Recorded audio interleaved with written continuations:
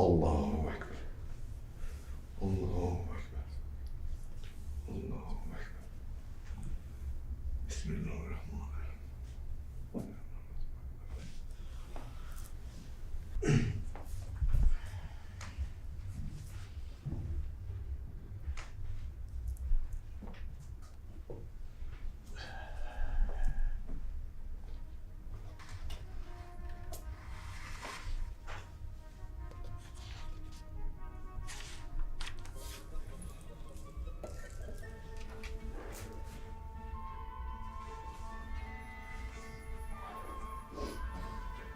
Duan ne yaman uzun oldu Səkinə xanım?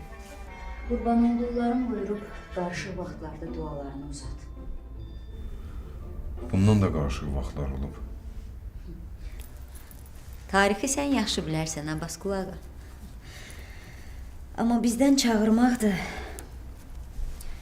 ondan eşitmək.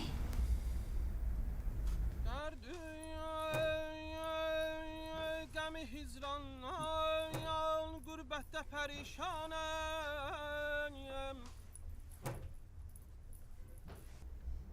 Tuti sıfatem heyran Güzgüler arasındayım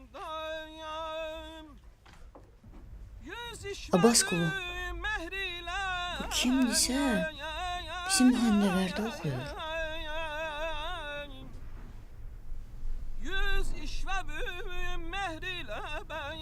Bu kimdirsə mahnı oxumur. İsmi şəb oxuyur. Özünü tanır. Səsi tanış gəlir. Görüm özü də tanışdım.